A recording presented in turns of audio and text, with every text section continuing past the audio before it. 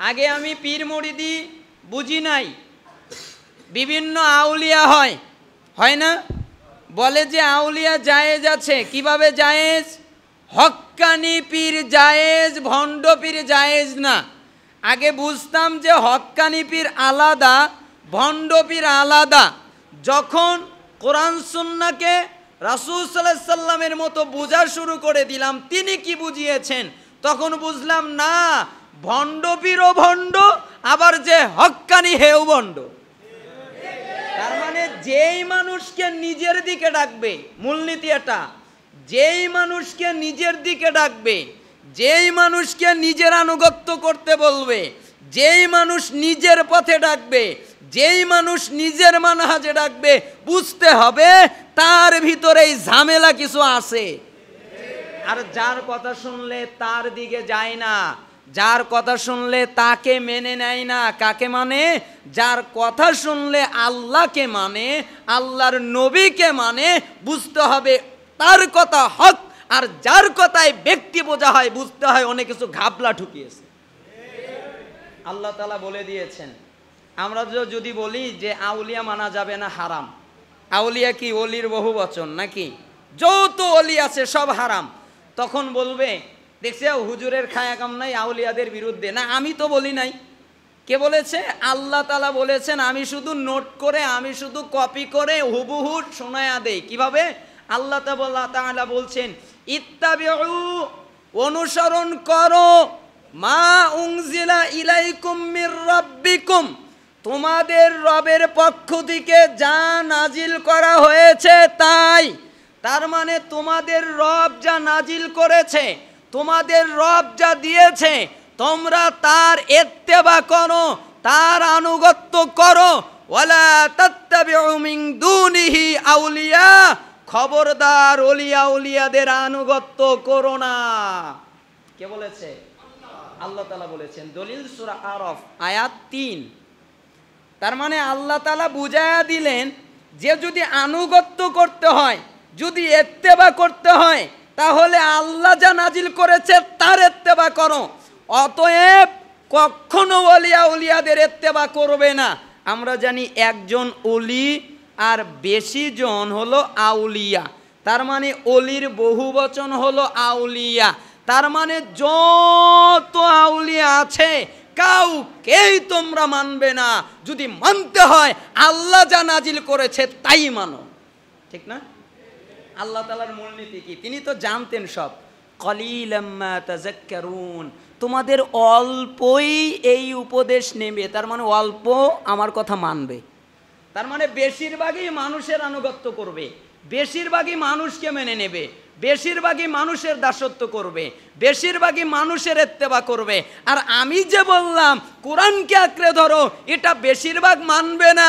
এই জন্য আল্লাহ বলেই দিলেন, তোমাদের অল্পই উপদেশ গ্রহণ করে, তোমাদের অল্পই আমাকে মেনে নেয়, তোমাদের অল্পই আমার কথাকে গ্রহণ করে, বেশিরভাগ গ্রহণ করে না। এটাই ঘটছে দুনিয়ায়, তাই না? এটা কেন বললাম? এটা বলার উদ্দেশ্য হচ্ছে মানুষ যেন আমার পূজা না করে, মানুষ যেন আমাকে ভালো না বাসে আমার জন্যে। কার জন্য ভালোবাসবে? আল্লাহর জন্যে, আল্লাহর রসুলের জন্যে। আল্লাহ তাআলা আমাদের এটা বোঝা তৌফিক দান করুন, আমিন। আজকে আমি কি আলোচনা করব? আজকে আলোচনার বিষয় হচ্ছে,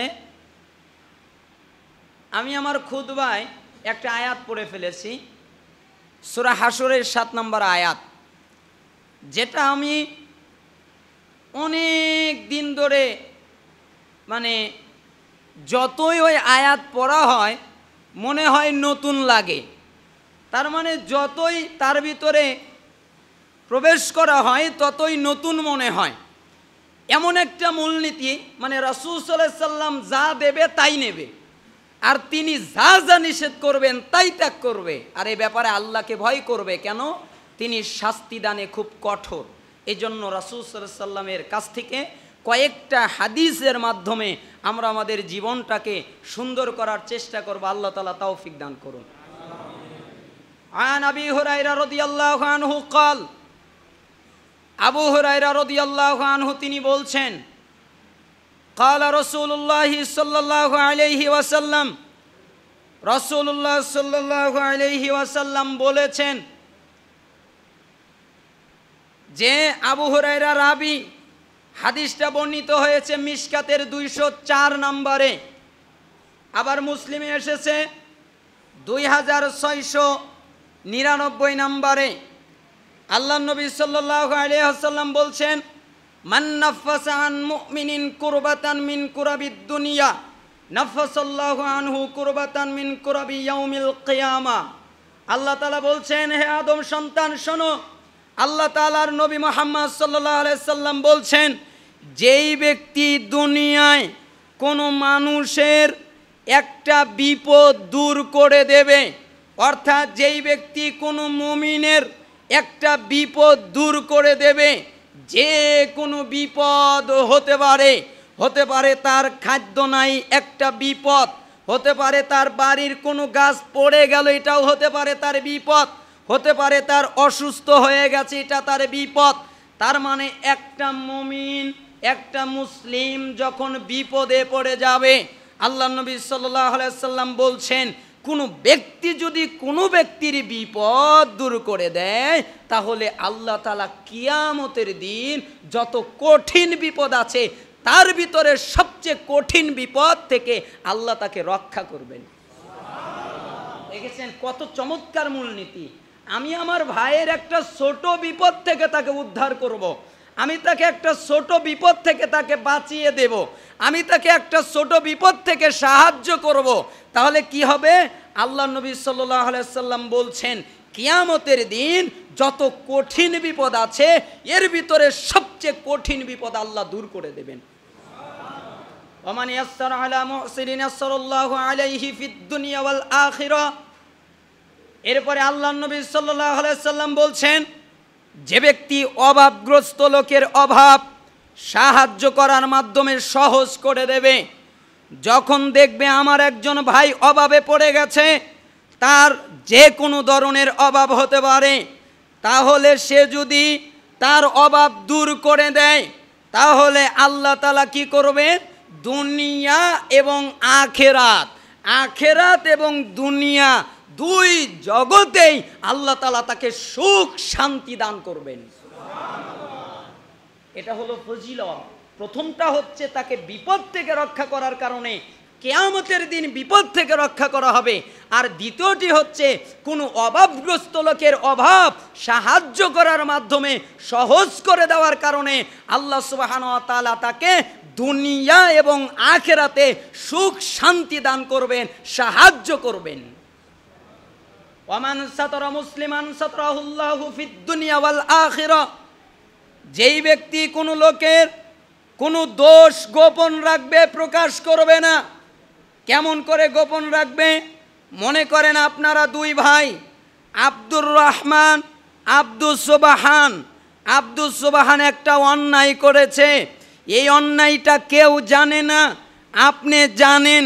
এখন আপনার ভাইয়ের সাথে আপনার মিল নাই, তখন আপনি আপনার ভাইয়ের কথাটা আর একজনের কাছে বলছেন যে দেখেছি ওকে মানুষ করলাম, ওকে বড় বানালাম, আর এখনো আমার খোঁজ খবরই নেয় না, আমার সাথে ঝগড়া করে, ও এমন ও তেমন, ও এটা করেছে ও সেটা করেছে। তারপরে যদি তাকে জিজ্ঞাসা করা হয়, ভাই আপনি গীবত করেন কেন?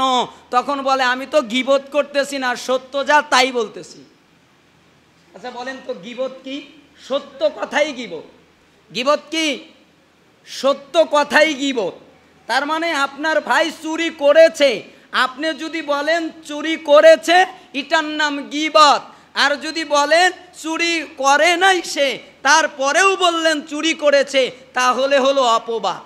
তার মানে গীবত কোন কথায়? সত্য কথায়। সত্য কথাই তো গীবত হয়। এজন্য রাসূল সাল্লাল্লাহু আলাইহি সাল্লাম বলছেন, যে ব্যক্তি কোনো লোকের কোনো ভাইয়ের দোষ গোপন রাখবে, প্রকাশ হতে দেবে না, মান সম্মানের হেফাজত করবে, প্রকাশ হতে দেবে না, আল্লাহ তাআলা তোমাকে কি দেবেন জানো? দুনিয়া এবং আখিরাতে তুমি যত দোষ করেছো সব আল্লাহ গোপন রাখবেন। তোমার দোষ দুনিয়ার কাউকে জানতে দেবে না, তোমার দোষ আখিরাতের কাউকে জানতে দেবে না। তুমি যখন মানুষের পিছনে লেগে যাবে তখন আল্লাহ তোমার দোষ মানুষকে জানিয়ে দেবে। তুমি যদি মানুষের দোষ মানুষের কাছে প্রকাশ করো তাহলে তোমার দোষ আল্লাহ প্রকাশ করে দেবে। আর তুমি যদি বান্দা হয়ে আর একজন বান্দার দোষ গোপন রাখতে পারো তাহলে আল্লাহ তাআলা সেদিন বলবে, হ্যাঁ আমার বান্দা শোনো, তুমি এই পাপ করেছো গোপনে নিয়ে। হ্যাঁ করেছি আল্লাহ, কি করা যাবে, আমি তো অপরাধ করেই ফেলেছি। তখন আল্লাহ তাআলা বলবেন, তুমি আমার বান্দা হয়ে আর একজনের যদি দোষ গোপন রাখতে পারো, আমি তোমার স্রষ্টা মুনিব রব হয়ে গোপন রাখতে পারি না? তুমি যে অমুকের দোষ গোপন রেখেছিলে, জানতে দাওনি, তার মান সম্মান ক্ষুণ্ণ করো নাই, যাও আমি তোমার দোষ কাউকে জানতে দিব না, ক্ষমা করে দিলাম। এ হাদিস প্রসিদ্ধ, অনেক আমরা শুনেছি। তাহলে শুধুমাত্র এখন মাঝখানে বাকি হলো আমল করা। এরপরে রাসূলুল্লাহ সাল্লাল্লাহু আলাইহি সাল্লাম বললেন, আল্লাহু ফি আউনি আখিহি। রাসূল সাল্লাল্লাহু আলাইহি সাল্লাম এরপরে বললেন, এরপরে শুনে রাখো, যে ব্যক্তি কোনো লোকের বিপদ থেকে তাকে উদ্ধার করবে, আল্লাহ তাকে কিয়ামতে কঠিন বিপদ থেকে উদ্ধার করবেন। যেই ব্যক্তি কোনো লোকের অভাব সাহায্য করার মাধ্যমে সহজ করে দেবে, আল্লাহ তাআলা তাকে দুনিয়া আখিরাতে স্বাচ্ছন্দ্য প্রদান করবেন। যেই ব্যক্তি কোনো মুমিনের দোষ গোপন রাখবে, প্রকাশ করবে না, আল্লাহ সুবহানাহু ওয়া তাআলা তার দোষ দুনিয়াতেও গোপন রাখবেন, আখিরাতেও গোপন রাখবেন। কারো কাছে তিনি জানতে দেবেন না, তার দোষগুলো গোপন রাখা হবে। এরপরে রাসূলুল্লাহ সাল্লাল্লাহু আলাইহি সাল্লাম বললেন, এরপরে তুমি শুনে রাখো, ওয়ামান সালাকা তরিকান ইয়ালতামিসু ফীহি ইলমান সাহালাল্লাহু লাহু বিহি তরিকান ইলাল জান্নাহ।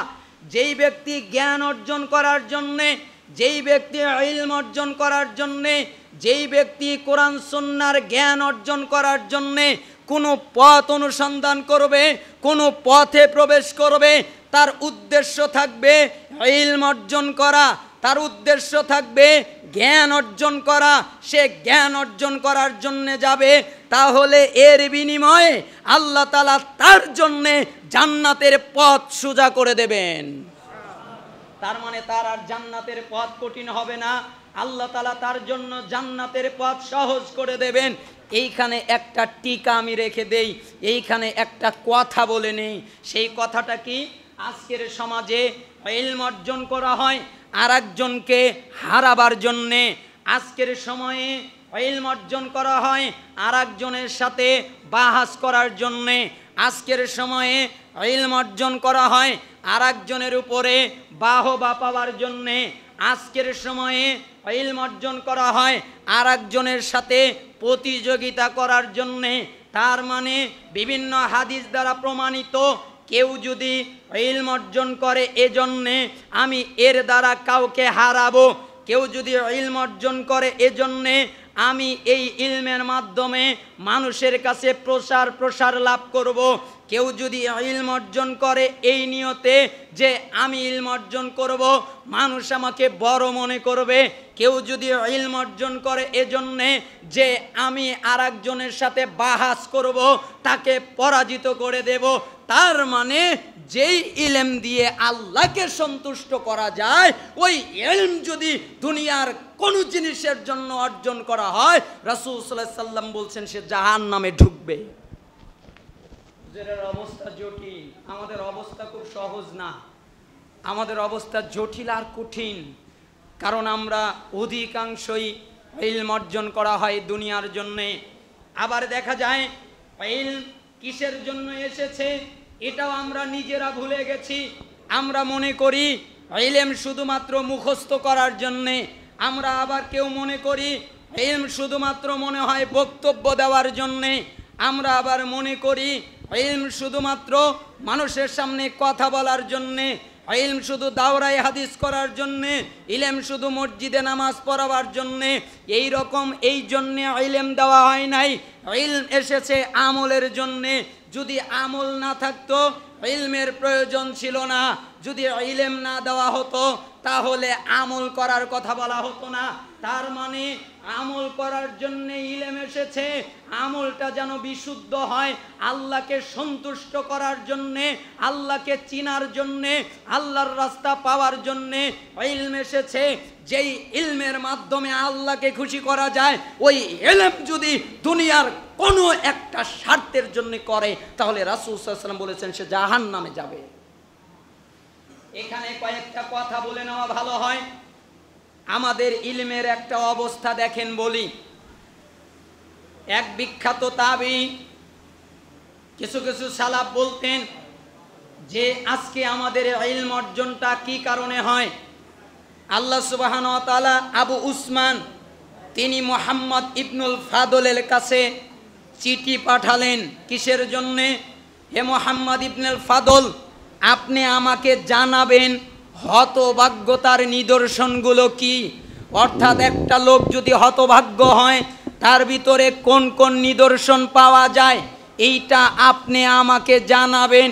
তখন মুহাম্মদ ইবনুল ফাদল তার ওই চিঠির উত্তরে, আবু উসমানের চিঠির উত্তরে লিখে পাঠালেন যে সালাসাতু আশিয়া, হতভাগ্যতার নিদর্শন তিনটা।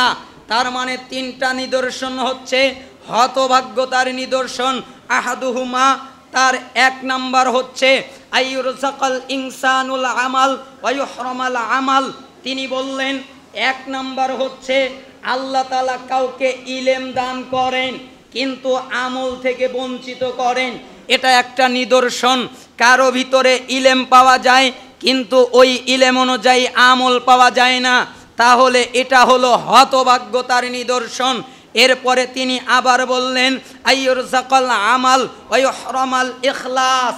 আবার আল্লাহ তাআলা কাউকে আমল করার তৌফিক দান করেন কিন্তু ইখলাস থেকে বঞ্চিত করেন। তার মানে তার আমল খালি হচ্ছে কিন্তু আল্লাহর জন্যে ইখলাসের সাথে আমল হচ্ছে না। যদি কেউ আল্লাহর জন্যে ইবাদত করত, যদি কেউ আল্লাহর জন্যেই সালাত আদায় করত, তাহলে সবচেয়ে শান্তি সে সালাতেই পেত। দেখেন না, সালাতে যদি ইমাম সাহেব কিরাত একটু লম্বা পড়ায়, তাহলে দেখবেন পিছনের মুসল্লিদের অবস্থা খুব জটিল। আচ্ছা বলেন তো, হাসরের ময়দান বেশি কঠিন নাই মসজিদে এখন বসে থাকা বেশি কঠিন? ওই কথা যদি মনে এসে যায় তাহলে এরকম কষ্ট কিছু নয়। ওই কথা যদি স্মরণে এসে যায় এরকম কষ্ট কিছু মনে হয় না, এরকম আমাদের কিছু মনে হয় না।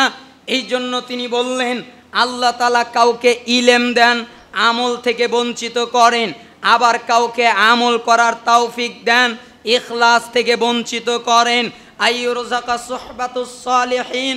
এরপরে তিনি বললেন ওয়ালা ইহতারামু লাহুম। আবার আল্লাহ তাআলা কাউকে আল্লাহওয়ালাদের, বুঝবেন, আল্লাহওয়ালাদের, মুফতি সাহেবদের না, মুফতি সাহেবদের না, মৌলানা সাহেবদের না, ইমাম সাহেবদের না, খতিব সাহেবদের না, বক্তব্য যারা দেয় এদের না, যারা দাওরায়ে হাদিস করায় এদের না।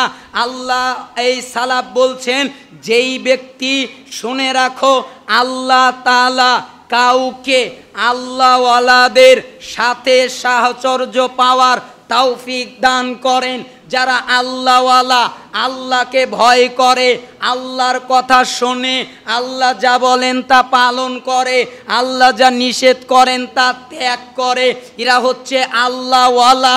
এই আল্লাহওয়ালাদের কাছে কাউকে যাওয়ার তৌফিক দেন, কিন্তু তাদেরকে আদব করা থেকে, তাদেরকে সম্মান করা থেকে, তাদেরকে যথাযথ মর্যাদা দেওয়া থেকে এই লোকটাকে বঞ্চিত করেন। এই তিনটা কথা একসাথে কেন বললাম? কারণ এই কওলে তিনটা কথা একসাথে আছে তাই বললাম। বর্ণনা কোথায়? শুআবুল ঈমান আল বাইহাকি হাদিসে এসেছে 1675 নাম্বার হাদিস। এরপরে তিনি আরো বলছেন যে শুনে রাখো, আলী রাদিয়াল্লাহু আনহু জাবের বিন আব্দুল্লাহ আল আনসারী রাদিয়াল্লাহু আনহুকে একদিন বললেন, তুমি শোনো, পৃথিবীর ভিত্তি চারটা জিনিসের উপরে পৃথিবীর ভিত্তি। তার একটা হচ্ছে আলেম ব্যক্তি, তার নিজের ইলম অনুযায়ী আমল করবে। তার দ্বিতীয় ব্যক্তি অজ্ঞ ব্যক্তি, যে জ্ঞান অর্জন করতে লজ্জাবোধ করবে না। তার তৃতীয় ব্যক্তি হচ্ছে ওই ব্যক্তি যার টাকা পয়সা আছে, ধনী ব্যক্তি, যে খরচ করতে কৃপণতা করবে না। তার আর একজন হচ্ছে দরিদ্র ব্যক্তি, যে ব্যক্তি পার্থিব চাহিদা পূরণের জন্যে নিজের আখেরাতকে বিক্রি করে দেয় না। তার মানে পৃথিবীটা হচ্ছে চার শ্রেণীর, চারটা মানুষের জন্যে। তার একটা হলো আলেম, কেন? সে তার ইলেম অনুযায়ী আমল করবে তাই। তার আর একটা কি? অজ্ঞ ব্যক্তি, যে জ্ঞান অর্জন করতে লজ্জাবোধ করে না। তার মানে জ্ঞান অর্জন করবে, এই ক্ষেত্রে তার কোনো লজ্জা নাই। তার বয়স 60 হয়েছে, দেখার বিষয় না। তার বয়স 70 হয়েছে, দেখার বিষয় না। তার কবরে যাওয়ার সময় হয়েছে, দেখার বিষয় না। সে অজ্ঞ, সে জ্ঞানহীন, তার জ্ঞান নাই, তখন সে লজ্জা করে না। যারা জানে তাদের কাছ থেকে জেনে নেয়। আর একজন ধনী ব্যক্তি, যে সম্পদ নিয়ে কৃপণতা করে না। আর একজন গরিব ব্যক্তি, যে পার্থিব চাহিদা পূরণের জন্যে নিজের আখেরাত বিক্রি করে না। তাই যখন আলেম ব্যক্তি তার জ্ঞান অনুযায়ী আমল না করে, অজ্ঞ ব্যক্তি জ্ঞান অর্জন করতে লজ্জা করে, এরপরে ধনী ব্যক্তি তার সম্পদ ব্যয় করতে কৃপণতা করে, এবং দরিদ্র ব্যক্তি সামান্য কিছু পাওয়ার জন্যে নিজের আখেরাতকেই বিক্রি করে দেয়। এদের জন্য ধ্বংস 70 বার এদের উপরে দুর্ভোগ। দলিল কোথায় আছে? গরায়েবুল কোরআন নিজামুদ্দিন আল হাসান ইবনে মুহাম্মদ আন-নাইসাপুরি, তার মৃত্যু 850 হিজরি, প্রথম খণ্ডে 235 পৃষ্ঠায় এই কওলটা তিনি এনেছেন। তার মানে বোঝা যায় আমাদের ইলমের অবস্থা আমলহীন। আর একটা কথা বলি, তাহলে আমাদের ঈমানটা আর একটু মজবুত হবে। যেই কথাটা আব্দুল্লাহ ইবনে মুহাম্মদ ইবনে উবাইদ আত-তামিমি, আবার কোনো বর্ণনায় অন্য কেউ বর্ণনা করেছেন, তিনি বলছেন সালাসাতুন মাওজুদাতুন ওয়া সালাসাতুন মাফকুদাতুন। কোনো বর্ণনায় আছে সালাসাতুন মাফকুদাতুন ওয়া সালাসাতুন মাওজুদাতুন। তিনটি জিনিস শুনে রাখো, তিনটি জিনিস মানুষের কাছে আছে আর তিনটি জিনিস তাদের কাছে নাই। তিনটে জিনিস বিদ্যমান আর তিনটা জিনিস অনুপস্থিত। তিনটা জিনিস আছে আর তিনটা জিনিস নাই। কি কি আছে? আল ইলমু মাওজুদুন, এলেম বিদ্যমান, তাদের কাছে ইলম আছে, তাদের কাছে এলেম আছে, তাদের কাছে জ্ঞান আছে। ওয়াল আমালু বিল ইলমি মাফকুদুন, কিন্তু ইলম অনুযায়ী তাদের কাছে আমল নাই। ঠিক না? আমি কি ভুল কিছু বললাম? ইলম নাই। আমাদের দুনিয়ায় ইলমের অভাব নাই। এখন প্রত্যেক অ্যান্ড্রয়েড ফোনে দেখেন বাংলা হাদিস সফটওয়্যার বাংলায় বের হয়েছে, আল হাদিস সফটওয়্যার বাংলায় বের হয়েছে, কোরআন মাজিদ বাংলায় অনুবাদ, বাংলায় তাফসির, বাংলায় ব্যাখ্যা করা, আবার শব্দে শব্দে দেওয়া হয়ে গেছে। তার মানে ইলম যথার্থ পরিমাণে আছে, যথেষ্ট পর্যায়ে আছে, কিন্তু ইলম অনুযায়ী আমল নাই।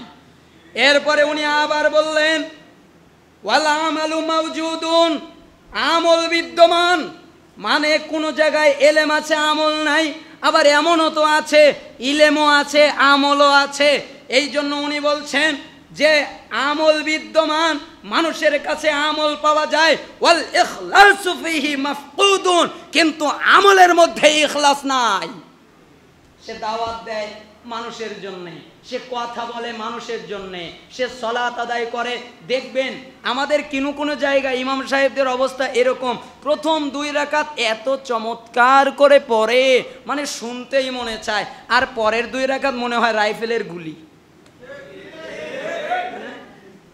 তার মানে প্রথম 2 রাকাত আপনি এত সুন্দর করে পড়লেন কেন? আমি একজনের সাথে কথা হলো, আচ্ছা আপনি কোরআন তেলাওয়াত করেন, প্রথম 2 রাকাতে অনেক সুন্দর করে, একটু বিরতি নিয়ে, একটু দেরি দেরি করে, ওয়াকফ করে করে তেলাওয়াত করেন, আর শেষের 2 রাকাত অথবা 1 রাকাতে এত দ্রুত করেন কেন? জোহরে আসরে এত দ্রুত হয় কেন? তখন বলে যে প্রথমগুলো কিরাত না, এগুলো আবার পিছনে লোকটোক থাকে না, যদি ভুল টুল ধরে, তার মানে ভুল টুল ধরে, দেখেছেন? এটা বাস্তব। অনেকের কাছে আমি এই প্রশ্ন করেছি, তারা প্রায় এই সেম উত্তর দিয়েছে। তার মানে আমাদের কাছে আমলও আছে, কিন্তু আমলের মধ্যে ইখলাস নাই। ইখলাস কি জানেন? ইখলাস যা ভিতরে থাকে বাহিরে আসে না।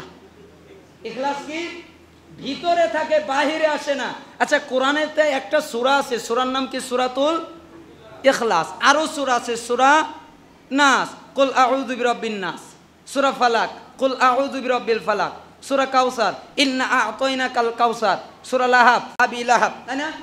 আছে না? তার মানে প্রত্যেকটা সূরাই তার যেই সূরার নামকরণ ওই শব্দটা ওই সূরার ভিতরেই আছে, কিন্তু ইখলাস সূরার ভিতরে ইখলাস শব্দ নাই। কেন? এটা ভিতরে থাকে। ইখলাস দেখানো যায় না, ইখলাস প্রকাশ করা যায় না, ইখলাস কাউকে বোঝানো যায় না। যদি কাউকে বুঝায়, যদি কাউকে দেখায়, তাহলে ওটা ইখলাস থাকে না, ওটা রিয়া হয়ে যায়। এই জন্য ইখলাস দেখানো যায় না। ইখলাস কলবের ভিতরে থাকে, ইখলাস অন্তরের ভিতরে থাকে। ইখলাস শুধু আল্লাহ তাআলা দেখে, ইখলাস আর কেউ দেখতে পারে না। যখন কোনো ব্যক্তি সালাত আদায় করবে কাউকে দেখাবার জন্যে, যখন কোনো ব্যক্তি কোরআন তেলাওয়াত করবে কাউকে দেখাবার জন্যে, তাহলে তার ইখলাস নেই। কি আছে? রিয়া আছে। রিয়া কি? শিরক। এরপরে উনি বললেন ওয়াল হুব্বু মাওজুদুন, ভালোবাসাও বিদ্যমান, ওয়াসিদকু ফীহি মাফকুদুন, কিন্তু ভালোবাসার মাঝে সততা নাই। বন্ধু গো, আমি কিন্তু তোমায় খুব ভালোবাসি, আমি কিন্তু তোমাকে অনেক প্রাণের চেয়ে বেশি ভালোবাসি। আচ্ছা ভাই, আপনারা কি আল্লাহকে কতটুকু বেশি ভালোবাসেন? নিজের চেয়ে বেশি না নিজের চেয়ে কম? আচ্ছা, ব্যবসা বাণিজ্যের চেয়ে বেশি না ব্যবসা বাণিজ্যের চেয়ে কম? হারামের চেয়ে বেশি না কম? এটা একটা উল্টা প্রশ্ন হলো, তাই না? তার মানে আমরা বলছি আল্লাহ তোমায় খুব ভালোবাসি, নবী গো তোমায় খুব ভালোবাসি। দেখবেন ওই যে যারা মিলাদ করে বেড়ায়, তাদের একটা গুণ কি জানেন? কখনো সলাতও পড়ে না ঠিক মতো। আবার অনেকেই পড়ে, আবার কিছু কিছু লোক আছে মসজিদে গেলেও টুপি লাগে না, মসজিদে গেলেও অত ইটি লাগে না, যেমনে তেমনেই যায়। যখন দেখে যে মিলাদ পড়া হবে, তখন আর টুপি থাক আর না থাক, রুমাল থাকলে ওটাকে মাথায় দিয়ে তারপরে মিলাদের মজলিসে বসে। তোমায় খুব ভালোবাসি, মানে তোমাকে খুব পছন্দ করি। মাঝে মধ্যে একটা উদাহরণ এটা টানি, এটা উচিত না, অনেকেই এ কথা বলেছেন। আমাদের টিচাররা মাঝে মধ্যে এ কথাটা বলতেন যে একটা লোক রিক্সাওয়ালা তো রিক্সা চালাতে যায়, আর যখন বাসায় আছে তখন স্ত্রী খালি বলে স্বামী গো আমি কিন্তু তোমায় খুব ভালোবাসি। তার মানে ভালোবাসার কমতি নাই, প্রত্যেক দিনই একই কথা, স্বামী গো আমি তোমায় খুব ভালোবাসি, স্বামী গো আমি তোমায় খুব ভালোবাসি। একদিন কি ঘটেছে? রিক্সা চালাতে গেছে, তার পা কেটে গেছে, ঝরঝর করে রক্ত পড়া শুরু করেছে। সে বাসায় এসেছে, তখন স্ত্রী বলছে স্বামী গো সকাল থেকে যে কথা বলা হয় নাই সেটা হলো আমি কিন্তু তোমাকে খুব ভালোবাসি। বলেন তো তাহলে স্বামীর অবস্থা কি হবে? তো তুমি যদি আমায় ভালোবাসো আগে রক্ত পড়াটা বন্ধ করো। রক্ত পড়া বন্ধ করলে আমি তো এমনিই বুঝবো তুমি আমাকে ভালোবাসো কি বাসো না। রক্ত পড়া বন্ধ করা হচ্ছে না, তার মানে নবী গো তোমায় আমি খুব ভালোবাসি, ভালোবাসাই কমতি নাই। এদিকে মৌখিকভাবে নবীকে তোমায় খুব ভালোবাসি, আর ওভাবে কাজে কর্মে নবীকে তোমায় খুব ঘৃণা করি। এটা বাস্তব কথা। মানুষ গুনাহ করে, যদি জিজ্ঞাসা করা হয় আপনারা কেন গুনাহ করেন, মানুষ দোয়া করে। আমাকে কিছুদিন আগে এক লোক বলতেছিল যে আমরা তো কতই দোয়া করি, আল্লাহ তো আমাদের দোয়া টোয়া কবুল করে না মনে হয়, আল্লাহ মনে হয় আমাদের পছন্দ টছন্দ করে না, এই জন্য আমাদের দোয়া টোয়া কবুল হয় না। এই একই ঘটনা ইব্রাহিম ইবনে আদহামের সাথেও ঘটেছিল। তাকে একটা লোক এসে জিজ্ঞাসা করলো, আল্লাহ তাআলা সূরা মুমিনের 60 নম্বর আয়াতে বলেছেন, সূরা গাফিরের 60 নম্বর আয়াতে বলেছেন যে উদউনি আস্তাজিব লাকুম, তোমরা আমাকে ডাকো আমি তোমাদের ডাকে সাড়া দেব।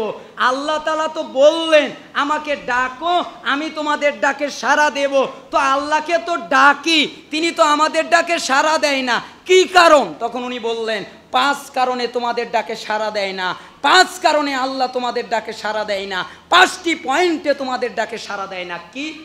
1, আরাফতুমুল্লাহ ফালাম তুআদ্দু হাক্কাহু, তোমরা আল্লাহর পরিচয় পেয়েছো কিন্তু তার হক আদায় করছো না। কে বলেছে তোমরা আল্লাহকে চেনো না? তোমরা বলছো আল্লাহ এমন, আল্লাহর অস্তিত্ব এমন, আল্লাহর জান্নাত এমন, আল্লাহর জাহান্নাম এমন, আল্লাহ এরকম শাস্তি দেবেন, আল্লাহ এরকম সুখ দেবেন। তোমরা আল্লাহকে চিনেছো ঠিকই কিন্তু আল্লাহর হক আদায় করছো না। ওয়াকরাতুমুল কুরআন ফালাম তা'মালু বিমা ফিহি, তোমরা আরো বলছো যে তোমরা কোরআনে কারিম তেলাওয়াত করো কিন্তু তার বিধিবিধান অনুযায়ী আমল করছো না। তার মানে কোরআনুল কারিমকে অনেক তেলাওয়াত করো। আমাদের দেশে কি হাফেজ কম না বেশি? খুব তেলাওয়াত হয় নাকি হয় না? মসজিদে কোরআনুল কারিম তেলাওয়াত করা হয়, বাহিরে তেলাওয়াত হয়, মজলিসে তেলাওয়াত হয়, সভা সমাবেশে তেলাওয়াত হয়, তারপরে আবার অর্থও বলা হয়, অর্থও জানানো হয়। এই জন্যই উনি বলছেন তোমরা কোরআনে কারিম তেলাওয়াত করছো ঠিকই কিন্তু তার বিধিবিধান অনুযায়ী চলছো না। কোরআনে বলা হয়েছে সুদ খাওয়া হারাম তবু খাচ্ছ, কোরআনে বলা হয়েছে ঘুষ নেওয়া হারাম তবু খাচ্ছ, কোরআনের যত আদেশ নিষেধ করা হয়েছে এগুলো থেকে তোমরা দূরে থাকছো না, বিধিবিধান অনুযায়ী আমল করছো না। এটা হচ্ছে দ্বিতীয় কারণ। ওয়াকুলতুম নুহিব্বুর রাসূল সাল্লাল্লাহু আলাইহি ওয়াসাল্লাম ওয়া তারাকতুম সুন্নাতাহু। 3 নাম্বার তোমরা বলছো আমরা আল্লাহর রসুলকে ভালোবাসি। তার মানে তোমরা বলছো তোমরা আল্লাহর রসুলকে ভালোবাসো কিন্তু বিনিময়ে তোমরাই রাসূলকে পরিত্যাগ করছো। তার মানে তোমরা খালি বলছো আল্লাহর রসুলকে ভালোবাসো কিন্তু তোমরাই তার সুন্নাত ত্যাগ করছো, তোমরাই তার সুন্নাত পরিত্যাগ করছো, তোমরাই তার সুন্নাত অনুযায়ী চলছো না। এরপরে ওয়াকুলতুম নালআনু ইবলিস ওয়া তা'তুমুহু, তোমরা বলো ইবলিস ভালো না, ইবলিস খারাপ, ইবলিস অভিশপ্ত। তোমরা নিজেরাই ইবলিসের উপরে অভিশাপ দাও, ইবলিসের কাছ থেকে আশ্রয় চাও। আর কি ঘটে? তোমরা নিজেরাই ওই ইবলিসের আনুগত্য করো। বলে না আউযু বিল্লাহি মিনাশ শাইতানির রাজীম, হে আল্লাহ বিতাড়িত শয়তান থেকে আপনার কাছে আশ্রয় চাচ্ছি। তার মানে তোমরা নিজেরাই বলো আচ্ছা ইবলিস কি ভালো না খারাপ? সবাই বলছে ইবলিস খারাপ, এ কথাই তিনি বলছেন। তোমরা বলছো যে ইবলিস শয়তান খারাপ কিন্তু তোমরাই ওই ইবলিসেরই আনুগত্য করো। ওয়াল খামিসাতু তারাকতুম উয়ুবাকুম ওয়া আখাযতুম ফি উয়ুবিন নাস। আর 5 নাম্বার তোমরা নিজেদের দোষ ত্রুটির দিকে না তাকিয়ে অন্যদের দোষ ত্রুটি নিয়ে সমালোচনা করছো, নিজের দিকে তাকাচ্ছ না, নিজের দেখভাল করছো না, নিজে কি করছো এদিকে লক্ষ্য করছো না, নিজের দিকে না তাকিয়ে অন্যর দিকে তাকাচ্ছ। নিজে যে গীবত করো এটা তোমার স্মরণ নেই, নিজে যে হারাম খাও এটা তোমার স্মরণ নেই, নিজের পরিবার যে বেপরদা এটা তোমার স্মরণ নেই, তুমি আছো আর একজনের চিন্তায়। বলে ওই লোকটা ভালো না, ওই লোকটা খারাপ, ওই লোকটা বেপরদা, ওই লোকটা জর্দা খায়, আর তুমি যে বিড়ি খাও, ওই লোকটা সিগারেট খায়, তুমি যে জর্দা খাও, ওই লোকটা ঘুষ খায়, তুমি যে সুদ খাও, ওই লোকটা সুদ খায়, তুমি যে অফিসে বসে ঘুষ নাও। তার মানে নিজের দিকে তুমি তাকাচ্ছ না, অপরের দিকে তাকাচ্ছ। এই জন্য বলছেন ইব্রাহিম ইবনে আদহাম 5 কারণে তোমাদের দোয়া কবুল হয় না। 1, আল্লাহর পরিচয় পেয়েছো, তার হক আদায় করছো না, কোরআনে কারিম পাঠ করছো, তার বিধিবিধান অনুযায়ী চলছো না। 3 নাম্বার তোমরা বলছো আমরা রসুলকে ভালোবাসি, উল্টা তোমরাই তার সুন্নাতকে অপব্যাখ্যা করে পরিত্যাগ করছো। 4 নাম্বার তোমরা বলো আমরা ইবলিস শয়তানকে অভিশাপ দেই, আবার তোমরা ইবলিসের আনুগত্য করো। 5 নাম্বার তোমরা অন্যর দিকে তাকাও, নিজের দিকে না তাকিয়ে, তার মানে নিজের খবর না নিয়ে অন্যের খবর নাও। এই 5 কারণে আল্লাহ রেগে গেছে, তোমাদের দোয়া কবুল হয় না। দেখেছেন কোরআন হাদিসের মর্যাদা, কোরআন হাদিসের মূল তথ্য সালাফরা কত সুন্দরভাবে বুঝতে পারতেন, কত সুন্দরভাবে তারা এই কথাগুলো বলতেন। এজন্যই তো দেখা যায় সালাফদের ঈমান তাকওয়া ছিল অনেক উঁচু পর্যায়ের, আর আমাদের ঈমান তাকওয়া একদম নিচু তলায়, তাই না? এই বর্ণনাটা কোথায় পাওয়া যাবে? বর্ণনাটা পাওয়া যাবে শুআবুল ঈমানে, পাওয়া যাবে 1657 নাম্বার হাদিসের ভিতরে। আল্লাহ তাআলা আমাদেরকে এই বর্ণনা অনুযায়ী আমল করার তৌফিক দান করুন, আমিন। আমরা আলোচনা করছিলাম ওই ইলমের ওই বাক্য থেকে আমরা এদিকে চলে এসেছি। আসলে এই জায়গা খুব কষ্টকর, এই জন্য আমি এই দিকে সংক্ষেপ করে সামনের দিকে অগ্রসর হচ্ছি। এরপরে রাসূলুল্লাহ সাল্লাল্লাহু আলাইহি ওয়াসাল্লাম বললেন, এরপরে তোমরা তোমাদের ভিতরের যখন একটি দল আল্লাহর কোনো ঘরে সমবেত হয়ে যায়, আল্লাহর কোনো ঘরে সমবেত হয়ে আল্লাহর কিতাব তেলাওয়াত করে এবং তা বোঝে, তা নিয়ে পর্যালোচনা করে, তাহলে আল্লাহর তরফ থেকে তাদের উপরে রহমত, প্রশান্তি, শান্তি নাজিল হতে থাকে। ফেরেশতারা তাদেরকে ঘিরে রাখে, আল্লাহর রহমত তাদেরকে ঢেকে নেয়। আবার আল্লাহ তাআলা ফেরেশতাদের নিকট তাদের বর্ণনা করেন। এরপরে বললেন, যার আমল তাকে পিছিয়ে দেয়, তার বংশ তাকে এগিয়ে দিতে পারে না। তার মানে আমার আমলে, আমার কাজে আমি যদি পিছিয়ে থাকি, আমার বংশ আমাকে এগিয়ে নিয়ে যেতে পারে না। এই হাদিস দ্বারা বুঝতে পারলাম, 1 নাম্বার বুঝলাম মানুষের বিপদে সাহায্য করা, 2 নাম্বার বুঝলাম যারা অভাবে তাদের অভাবে সাহায্য করা, 3 নাম্বার বুঝলাম কারো গীবত বদনাম করা যাবে না, 4 নাম্বার বুঝলাম আমাদেরকে ইলম অর্জন করার পথে চলতে হবে। আরও বুঝলাম আল্লাহর ঘরে যদি জিকির আজকার করা হয় তার মর্যাদা কি। আল্লাহ তাআলা আমাদের এই হাদিসের উপরে আমল করার তৌফিক দান করুন, আমিন। আবু মালিক আল আশআরী রাদিয়াল্লাহু আনহু তিনি বলছেন, দ্বিতীয় উপদেশ রাসূলুল্লাহ সাল্লাল্লাহু আলাইহি সাল্লামের সাহাবী তিনি বলছেন, আত-তুহুরু শাতরুল ঈমান, পবিত্রতা হচ্ছে ঈমানের অংশ। তার মানে ঈমানের একটা অংশ হচ্ছে পবিত্রতা। এই পবিত্রতা ওযু পবিত্রতা নয়, এই পবিত্রতা হচ্ছে অন্তর পবিত্রতা। যখনই বলা হয়েছে পবিত্রতা ঈমানের অংশ, তখনই বুঝতে হবে এটা হচ্ছে অন্তরের পবিত্রতা। তার মানে তার অন্তরে কোনো শিরিক নাই, তার অন্তরে কোনো কুফর নাই, তার অন্তরে কোনো হিংসা নাই, তার অন্তরে কোনো রিয়া নাই, একদম স্বচ্ছ অন্তর। এরপরে পাশাপাশি ওযুর মাধ্যমে, গোসলের মাধ্যমে পবিত্রতা অর্জন করবে। রাসূলুল্লাহ সাল্লাল্লাহু আলাইহি সাল্লাম বলছেন এটা হচ্ছে ঈমানের একটা অংশ। আলহামদুলিল্লাহ ওয়া সুবহানাল্লাহ ওয়ালহামদুলিল্লাহি তামলাউল মিজান ওয়া সুবহানাল্লাহি ওয়ালহামদুলিল্লাহি তামলাআন আও তামলাউ মা বাইনাস সামাই ওয়াল আরদ। এরপরে তিনি বললেন, তোমরা আলহামদুলিল্লাহ বলো। যদি কেউ আলহামদুলিল্লাহ বলে তাহলে মিজানের পাল্লা নেকি দিয়ে পরিপূর্ণ হয়ে যায়। এরপরে যদি সুবহানাল্লাহ ওয়ালহামদুলিল্লাহ বলা হয় তাহলে আসমান আর জমিনে যত ফাঁকা জায়গা আছে সব পরিপূর্ণ করে দেওয়া হয়। মিজান কিন্তু আসমান জমিনের চেয়েও বড়, এটা বুঝাবার জন্যে রাসূলুল্লাহ সাল্লাল্লাহু আলাইহি সাল্লাম এ বাক্য বলেছেন। তার মানে আসমান আর জমিনে ফাঁকা যেই জায়গা, তোমাদের যদি এরকম নেক দিয়ে দেওয়া হতো কোনো জিনিসের মতো করে, তাহলে এটা ভরিয়ে ফেলতো। এরপরে তিনি বললেন, তোমরা ভালো করে শুনে রাখো, ওয়াস-সালাতুন নূর, তোমরা সালাত আদায় করো কেন? সালাত হলো নূর, যে সালাত আদায় করে না তার কোনো নূর নাই। ওয়াস-সাদাকাতু বুরহান, তোমরা দান করো, কারণ দান হলো দলিল। তোমার নূর লাগবে, তোমার দলিল লাগবে, তোমার আরো কিছু লাগবে। তার মানে যদি সালাত আদায় করো তুমি নূর পেয়ে গেলে, যদি তুমি দান করো তাহলে তুমি দলিল পেয়ে গেলে। ওয়াস-সাদাকাতু বুরহান, তাহলে তুমি দলিল পেয়ে গেলে। ওয়াস-সাবরু দিয়াউন, আর তুমি ধৈর্য ধারণ করো তাহলে তুমি আলো পেয়ে গেলে। এই সবরের অর্থ কেউ আমাকে মারবে আর আমি ধৈর্য ধরবো, এইটা না। এই সবরের অর্থ কি? আমি যে একটা পাপ করতে গেলাম, মনে করেন আমার কাছে একটা অ্যান্ড্রয়েড ফোন আছে, আমি ইচ্ছা করলে ভিন্ন জগতে যেতে পারি, তখন আমি সবর করলাম, না আমি আর এই গুনার দিকে যাব না। একটা লোক আমাকে গালি দিয়েছে, আমি ইচ্ছা করলে তাকে মারতে পারি, তখন আমি তাকে মারবো না, কেন? সবর। একটা লোক গীবাত করেছে, আমি তাকে উল্টা জবাব দিতে পারি কিন্তু দিব না, কেন? সবর।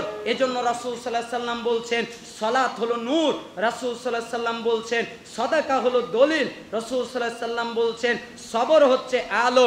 এরপরে বললেন ওয়াল কোরআনু হুজ্জাতুল লাকা ওয়া আলাইক, আর কিয়ামতের দিন এই কোরআন তোমার পক্ষে অথবা বিপক্ষের দলিল হবে। তার মানে কোরআন অনুযায়ী যদি চলো তাহলে কোরআন তোমার পক্ষে, আর কোরআন অনুযায়ী যদি না চলো কোরআন তোমার বিপক্ষে দলিল হবে। আজকে এই কথাটা অনেকেই বুঝতে পারে না, খালি সবাই বলে মুহাম্মদ সাল্লাল্লাহু আলাইহি সাল্লাম শাফায়াত করবেন, মুহাম্মদ সাল্লাল্লাহু আলাইহি সাল্লামের তিনি সুপারিশ করবেন, তিনি শাফায়াত করবেন। শুধু মুহাম্মদ সাল্লাল্লাহু আলাইহি সাল্লাম শাফায়াত আর সুপারিশ করবেন এমনটা নয়, তিনি মামলাও করবেন। মামলা বোঝেন? মামলা কি বিপক্ষে, তার মানে এই কোরআন তোমার পক্ষে বিপক্ষে, আর কোরআন অনুযায়ী না চললে বিপক্ষে, কোরআন অনুযায়ী চললে পক্ষে। আবার অন্যদিকে মুহাম্মদ সাল্লাল্লাহু আলাইহি সাল্লাম মামলাও করবেন। কিভাবে? সূরা ফুরকান দেখেন 27, 28, 29, 30 এখানে বারবার এভাবে আসছে। আল্লাহ তাআলা বলছেন সেদিন জালেমেরা তাদের নিজের হাত কামড়াবে আর বলতে থাকবে, হায় আফসোস, আমি যদি রাসূলের সাথে কোনো পথ ধরতাম, রসুল যেই পথে গেছে ওই পথেই যদি যেতাম, আর যদি অমুক তমুকের সাথে না যাইতাম, নিশ্চয়ই শয়তান আমাকে গোমরা করেছে। আমাদের কাছে উপদেশ আসার পরেও, অথচ এটা আমরা জানতাম এটা উপদেশ, নিশ্চয়ই শয়তান চরম প্রতারক। এরপরে আল্লাহ তাআলা বললেন ওয়াকালার রসুল, সেদিন রসুল বলবেন ইয়া রব্বি ইন্না কওমি ইত্তাখাযু হাদাল কুরআনা মাহজুরা, হে আল্লাহ, হে আমার রব, আমার এই জাতির লোকেরা কোরআনকে পরিত্যাজ্য করেছে, কোরআনকে পরিত্যাগ করেছে, এই জন্য আজকে আমি এদের বিরুদ্ধে সাক্ষ্য দিলাম, এদের বিরুদ্ধে মামলা করলাম। আমরা অনেকেই বুঝতে পারি না কোরআন পরিত্যাগ করা মানে কি। একটা হাফেজ শুধু পড়ে, সে কোরআনকে পরিত্যাগ করেছে। ভালো করে বোঝেন, একটা লোক শুধু কোরআন পড়ে, সে কোরআন পরিত্যাগ করেছে। একটা লোক শুধু আমল করে, পড়ে না, সেও পরিত্যাগ করেছে। একটা লোক শুধু দাওয়াত দেয়, তেমন পড়েও না, আমলও করে না, শুধু দাওয়াত দেয়, প্রচার প্রসার করে, এ লোকটাও কোরআনকে পরিত্যাগ করেছে। এই জন্য একজন সালাফ বলতেন মাল্লাম ইয়ানফাউহু ইলমুহু দাররাহু জাহলুহু, যেই ব্যক্তির ইলম তার কোনো উপকারে দেয় না, অজ্ঞতা তাকে ধ্বংস করে। ইকরাইল কুরআন মা নাহাকা, কোরআনুল কারিমে যা নিষেধ করা হয়েছে তা তুমি পাঠ করো। ফাইদা লাম ইয়ানহাকা ফালাস্তা তাকরাউহু, যদি তুমি কোরআনুল কারিমে যা নিষেধ করা হয়েছে এগুলো থেকে যদি বিরত না হও, তাহলে তুমি যথাযথভাবে কোরআনে কারিম পাঠ করো নাই। তার মানে একটা লোক কোরআনের হক আদায় করতে গেলে তাকে পড়তে হবে, দ্বিতীয় পর্যায়ে তাকে বুঝতে হবে, তৃতীয় পর্যায়ে তাকে আমল করতে হবে, চতুর্থ পর্যায়ে তাকে মানুষের কাছে দাওয়াত দিতে হবে। তার মানে শুধু পড়াই সীমাবদ্ধ নয়, যারা শুধু পড়ে তারাও ত্যাগ করেছে, যারা শুধু আমল করে তারাও ত্যাগ করেছে, যারা শুধু দাওয়াত দেয় তারাও ত্যাগ করেছে। গ্রহণ করেছে কারা? যারা পড়ে, যারা আমল করে, যারা এরপরে মানুষের কাছে পৌঁছিয়ে দেয়, তারা কোরআনুল কারীমকে গ্রহণ করেছে। এ কথাই আল্লাহর নবী বলছেন। আল্লাহ তাআলা বলছেন সেদিন রাসূল বলবেন, হে আমার রব, আমার এই জাতির লোকেরা কোরআনকে ত্যাগ করেছে, আমি আজকে এদের বিরুদ্ধে তোমার সামনে দাঁড়ালাম, বিচার দিলাম। বলেন তো অবস্থা কি জটিল আর কঠিন হবে যদি মুহাম্মদ সাল্লাল্লাহু আলাইহি সাল্লাম বিরুদ্ধে দাঁড়িয়ে যায়। এই জন্য আপনাদের কাছে আমার অনুরোধ, কোরআনুল কারীমকে পরিত্যাগ করবেন না। আজকে মানুষ হক খুঁজতে চায় হুজুরের কাছে। কার কাছে যায়? হুজুরদের কাছে। বলে ও হুজুর হক কোনটা? হুজুর বলে এইটা। আবার আর এক হুজুরের কাছে যায়, হুজুর হক কোনটা? তখন বলে এইটা। এই জন্য একজন সালাফ খুব দুঃখ করে বলতেন, মানুষজন আশ্চর্য, হক খুঁজতে চাই হুজুরের কাছে, হুজুরের কাছে কি হক পাওয়া যায়? আরে হক তো তার কাছেই পাওয়া যায় যার কাছ থেকে হক এসেছে। অতএব হক পেতে চাইলে কোরআনুল কারীমের দিকে যাও, তিনিই তোমাকে হক দেখিয়ে দেবেন। তার মানে তুমি যদি কোরআনুল কারীম তেলাওয়াত করো, কোরআনে কারীম পড়ো, তাহলে তুমি সঠিক রাস্তা পেয়ে যাবে। এই জন্য রাসূল সাল্লাল্লাহু আলাইহি ওয়াসাল্লাম বললেন, কোরআন তোমার পক্ষে অথবা বিপক্ষে দলিল হবে। কুল্লুন নাস ইয়াগদু ফাবায়ুন নাফসাহু ফামুতিকুহা আও মুবিকুহা। এরপরে শেষ বাক্যে আল্লাহর নবী বললেন, প্রতিটা মানুষ সকালবেলা নিজেকে বিক্রি করে দেয়। যখন সে ঘুম থেকে ওঠে তখন সে নিজেকে বিক্রি করে দেয়, হয় সে নিজেকে ধ্বংস করে নতুবা সে লাভবান হয়। তার মানে সে যদি দুনিয়ার দিকে নিজেকে বিক্রি করে দেয় তাহলে তার ধ্বংস, আর সে যদি ইলম আমলকে ঠিক রেখে আল্লাহ তাআলার জন্যে কাজ করে, আল্লাহ তাআলার কাছে নিজেকে বিক্রি করে দেয় তাহলে সে সৌভাগ্যবান। তার মানে প্রতিটি মানুষ সকালবেলা উঠে নিজেকে বিক্রি করে, হয় সে ধ্বংস হয় নতুবা সে লাভবান হয়। রাসূলুল্লাহ সাল্লাল্লাহু আলাইহি ওয়াসাল্লাম এই কথা বললেন। মিশকাতের 281, মুসলিমের 223 নম্বরে এই হাদিসটা এসেছে। তার মানে এই হাদিস দ্বারা বুঝতে পারলাম আমাদের সলাত আদায় করতে হবে। অনেকে আবার বলে ওই লোকটা ভালো না, কেউ সলাত আদায় করে তাও বিড়ি খায়, সিগারেট খায়, ঘুষ খায়। আমরা সলাত আদায় না করলেও এই কাজগুলো করি না, আমরা ওদের অনেক ভালো আছি। ওনার তো তাও এক আছে, তাই না? কয় আছে? এক। এরপরে জিরো বসলে আর সমস্যা নাই, আপনার তো একই নাই। কয় একটা লোক খালি মাছ ধরে, নিচে কি নাই, ওই যেই পাত্রে রাখে নিচের তলা নাই, খালি মাছ ভরে আর তল দিয়ে পড়ে যায়। তো এদের অবস্থাও তাই, যারা সলাত আদায় করে না, যত নেক আমল করে সব ওই নিচ দিয়ে বের হয়ে যায়, টের পাওয়া যায় না, কেন চলে যায়। আবার বলে যে গুনাহ থেকে কিভাবে বাঁচবো? গুনাহ থেকে তো এই দুনিয়া ফিতনা ফাসাদের সময় মানুষ দুনিয়াবি গুনাহ করে, জর্জরিত সময়, এই সময় কি গুনাহ থেকে বাঁচা যায়? আচ্ছা, আপনাদের ভিতর থেকে আমি কাউকে একটা প্রশ্ন করি, আপনারা রাগ করবেন না, ঠিক আছে? একটা প্রশ্ন করি, চট করে মনে পড়লো, কাকে করা যায়? আচ্ছা, আপনাকেই করি, কষ্ট পাবেন না, ঠিক আছে? মনে করেন আপনি দুনিয়াবি কাজে ব্যস্ত আছেন, আপনি বলছেন যে আমি তো গুনাহ থেকে বাঁচতে পারতেছি না, তাহলে কিভাবে বাঁচবো? আমি 5টা প্রশ্ন করব, আপনি নিজের বুঝ থেকে, নিজের বুদ্ধি থেকে, নিজের স্বচ্ছ বিবেক দিয়ে আমাকে এই 5টা প্রশ্নের উত্তর দেবেন। 1 নাম্বার হচ্ছে যে আপনি যেহেতু গুনাহ করেন, ধরেন গুনাহ করেন, তাহলে মনে করেন যে আপনি যেহেতু গুনাহ করেন, রিজিক কে দেয়? আল্লাহ তাআলা দেয় না? এই জন্য আল্লাহর দেওয়া রিজিক আপনি খাবেন না। রাজি? কেউ পারবেন? আমি যেহেতু গুনাহ করি তাহলে আল্লাহর রিজিক আর খাওয়ার প্রয়োজন নেই। যার রিজিক আপনি খাচ্ছেন তারই আপনি নাফরমানি করছেন, এটা কি বিবেকসম্মত বুঝ হয়? না।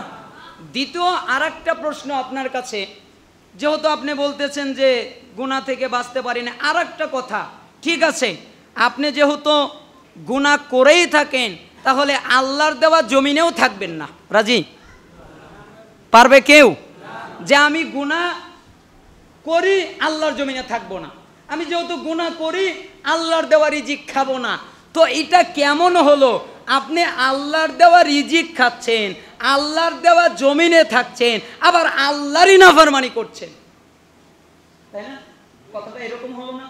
আরেকটা প্রশ্ন আপনার কাছে, যে আপনি যেহেতু গুনাহ করেনি তাহলে আল্লাহর দেওয়া রিজিক তো খাচ্ছেন, আল্লাহর দেওয়া জমিনে থাকছেন।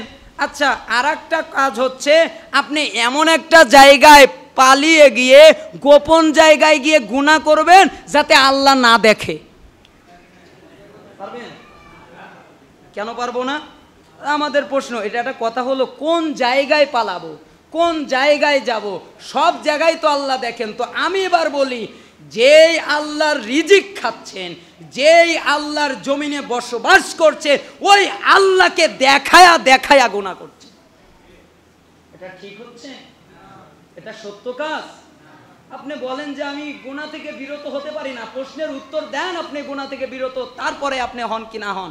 চতুর্থ প্রশ্ন আপনার কাছে, আপনি যেহেতু গুনাহ থেকে বিরত হতেই পারেন না, তাহলে মালাকুল মাউত যখন আসবে তখন বলবেন, হে দোস্ত আমি একটু নেক আমল টামল করি, এতক্ষণ সময় পাইছিলাম না, তুমি যেহেতু এসেছো এখন আমি একটু নেক আমল করি, তারপরে তুমি আমাকে ধরো, আমাকে তারপরে রুহ নিয়ে যেও। পারবেন? শুনবে? মালাকুল মাউত শোনার কোনো কায়দা আছে? কোনো কায়দা নাই। কেন? কোনো সময় দেবে না। তার মানে আমরা পারি নয়, ক্ষমতা নাই। যদি থাকতো তাও না হয় ভাবার একটু সময় ছিল। আর একটা কথা লাস্ট, সেটা হচ্ছে যে আপনি যখন গুনাহগারকে জাহান্নামের দিকে নিয়ে যাওয়া হবে, তখন মালাককে বলবেন যাব না, যাও তোমরা যাও, আমি যাব না, একথা বলতে পারবেন? দেখেছেন 5টা কমন কথা। কয়টা? এক, যারা গুনাহ করেন আল্লাহর দেওয়া রিজিক খাবেন না, যারা গুনাহ করেন আল্লাহর দেওয়া জমিনে থাকবেন না, যারা গুনাহ করেন আল্লাহকে না দেখিয়ে করবেন, দেখায়া করিয়েন না, যারা গুনাহ করেন তারা মালাকুল মাউতকে একটু পরে আসতে বলবেন, যারা গুনাহ করেন তারা জাহান্নামের দিকে যেতে বলবে, যাবেন না, শক্তি দিয়ে বলবেন না আমি ওদিকে কেন যাব। এই 5টা যদি করতে পারেন তাহলে আপনারা গুনাহ করেন, যদি এই 5টা না পারেন তাহলে আর গুনাহ করে নিজের আমলের পাল্লা, বদ আমলের পাল্লাকে আর ভারী করিয়েন না।